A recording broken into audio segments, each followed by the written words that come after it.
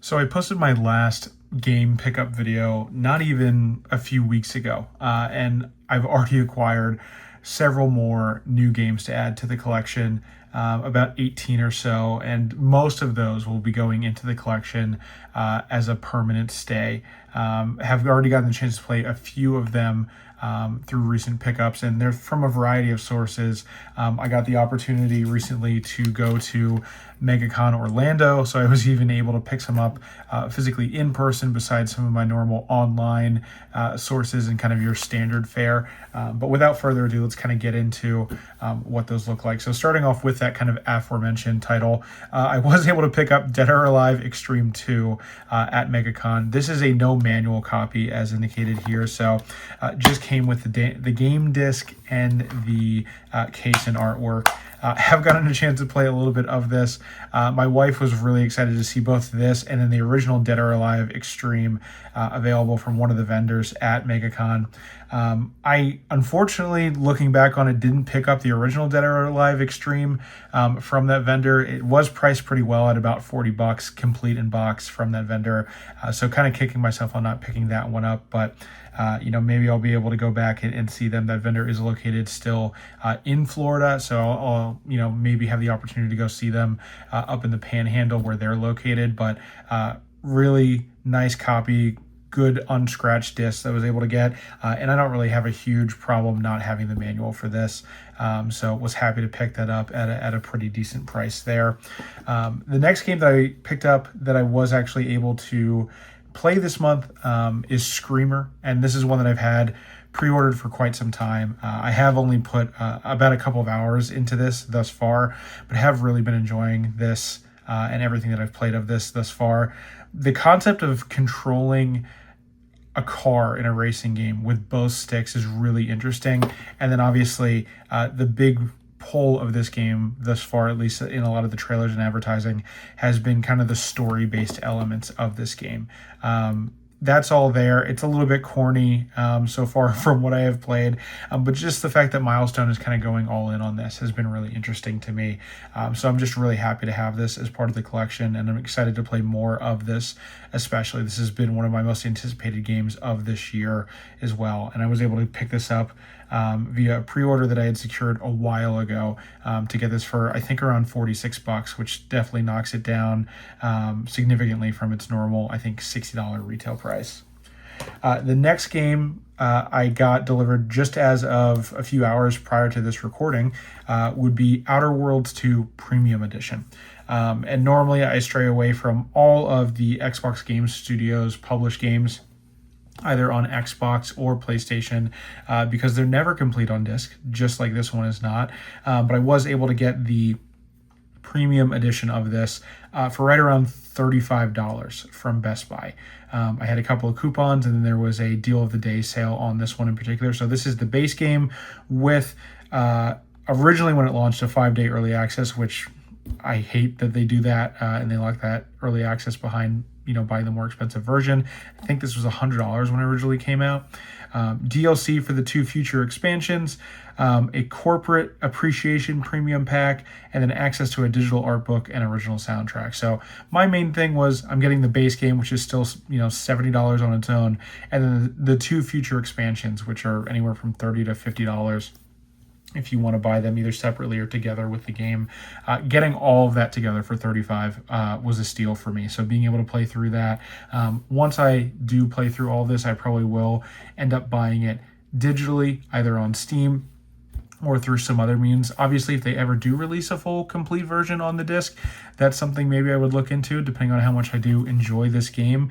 But yeah, it's really disappointing that Xbox continues to publish titles that are not complete on the disc when they go to launch. So that'll be a temporary stay in the collection. And then the last game that I did pick up over the past couple of weeks that will not be remaining in the collection, I'll be honest, is going to be NASCAR Arcade Rush. I do have this currently listed on my eBay and Mercari. I just did not enjoy this a ton. The racing feels really floaty. The controls just don't feel super precise. And this is a Game Mill published title. A lot of their games kind of have that essence of, for lack of a better phrase, kind of just slop to them where they're kind of just hastily thrown together.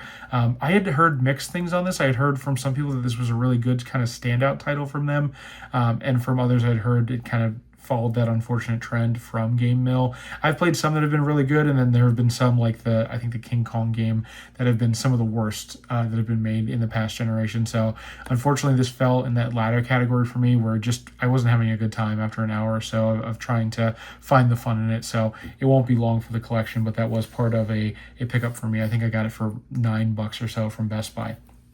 So next up is going to be a mix of pickups from a bunch of different sources, and I'll kind of go through where those were acquired from as we embark on those. This next one is Pokemon Mystery Dungeon Rescue Team DX. This was one of the few remaining first-party Switch games that I hadn't yet added to my Switch collection.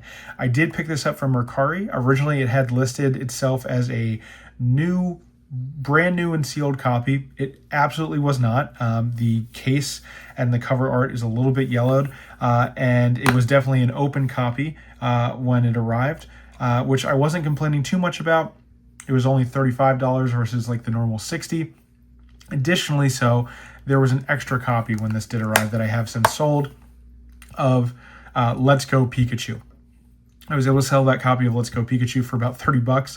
So I basically ended up getting this copy for about $5. So definitely not going to complain there. Definitely didn't really complain to the seller too much on there. I really do wish they would have, listed their listing correctly. But at the end of the day, getting this for effectively $5 is not something I'm really going to complain about.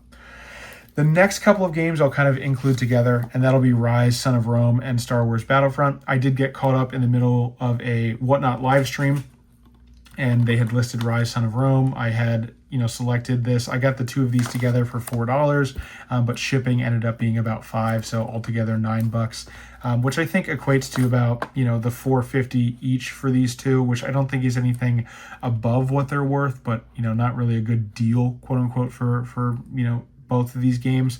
But happy to have Rise physically on the Xbox. I don't really know if I'll keep Star Wars Battlefront. They basically paired Star Wars Battlefront with Rise as a replacement case for this because it was a little bit cracked and damaged on the side, I think. But regardless, happy to have at least Rise physically in the collection because that is one that I've wanted to have in my Xbox collection for quite some time. The next few games are going to be additions to my collection from a mixture of Best Buy and from Woot pickups, and I'll kind of designate what they came from for each. First up is going to be Golden Tee Arcade Classics. I did get this one for $10 from Best Buy as part of one of their clearance or deal of the day sales. I believe this has 8 total golf games in it, and for $10 really wasn't gonna shy up from adding that to the Switch collection, but not too much more to say there. It's just Golden Tee Arcade Classics.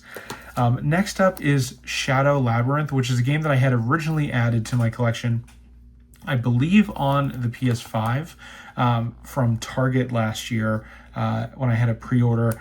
The game ended up getting some kind of middling reviews, so I returned it originally after my pre-order window kind of came out, and then I was able to grab this one for $12.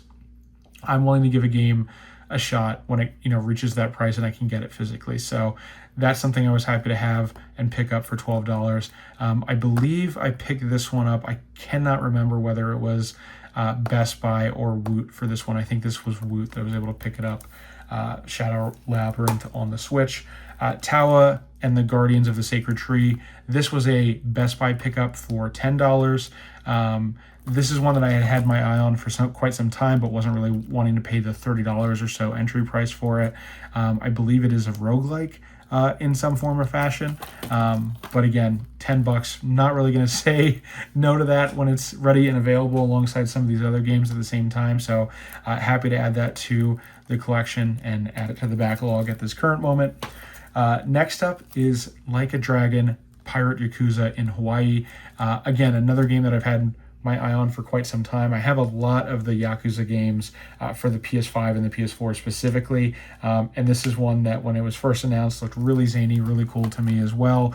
A lot of the combat and side missions from the previous ones, but also all of that newness with the specific pirate missions as well. So happy to have this as part of the collection as well. But this will also be in the backlog because I don't want to play, too many of the spin-offs before I fully mainline the main part of the franchise either. Roadcraft was another one that I was able to get from Woot. This is a game that is kind of a spin-off of the normal Mud Runner and kind of Snow Runner franchises, which I've put a lot of time into. These games are really unassuming in terms of what their kind of standard appeal is. You think it's just kind of going to be a sim game where you're doing a lot of, for this one in its construction, for the other ones it's just kind of going over terrain. You can get easily 80 to 100 hours out of these games before you even crack into DLC. So you have a ton of time sink and value in these games, and it's all really good content in my opinion. It's really slow paced. So as long as you're okay with that, and as long as you're okay with being a little bit more methodical about the way that you're playing your games, these can be a really, really excellent time. So highly recommend Mud Runner, Snow Runner, Roadcraft. I think there's a few other spin-offs. I think Expeditions is another one as well, but really, really enjoy these games from Saber and Focus Entertainment as well. So happy to have that as part of the collection. Next up, we have Pac-Man World Repack 2. I believe this was another Woot pickup. Honestly, don't know a ton about this one, but already picking up Shadow Labyrinth in the same week. Just thought I would add to Pac-Man with something that was going to be a little bit more bright and cheery than the theming around Shadow Labyrinth. So having this on PS5, happy to have this as part of that collection. Next up, we do have Shredders, and this was a Woot pickup for sure. This is the full ride edition, which includes additional boards and outerwears. Just more cosmetics overall, but love a good snowboarding sports game. Happy to have this on PS5. I had a lot of the PS4 era sports games as well as the Xbox 360 and PS3 era games. Amped was a big one for me back in the day. This seems to be a little bit more sim or serious focused in terms of the way that the mechanics are, but haven't gotten a chance to dive too much into it. So excited to see, kind of how this differs from a lot of the others. But I've heard some pretty good things on it overall, so happy to have that as part of the collection. Next up, we do have The Messenger. This is one that I've had my eye on for quite some time. I do remember back in the day when Special Reserves games had these Switch versions, and they were going for hundreds and hundreds of dollars. And I just thought I would never be able to have this physically in my collection in any format, whether that was PS5 or Switch. And so to be able to have a PS5 copy that includes some DLC on it, and to be able to pick it up for, I think it was $12 on Woot, was just incredible. So it's really come full circle. Really happy to have this. For people who aren't super concerned with the physical aspects, you can get this game for $4-6 on sale a lot of the time now. But as it comes to just having this physically, this is a really full circle moment for me as somebody who kind of waited that time period out on the Switch. Happy to have it on PS5. Love my Metroidvanias, love my platformers in general, and this is one that I've really had my eye on for quite some time. So really, really happy to have this as part of my personal shelf here. Next up, we do have Tales of Exilia. I think I am pronouncing that correctly.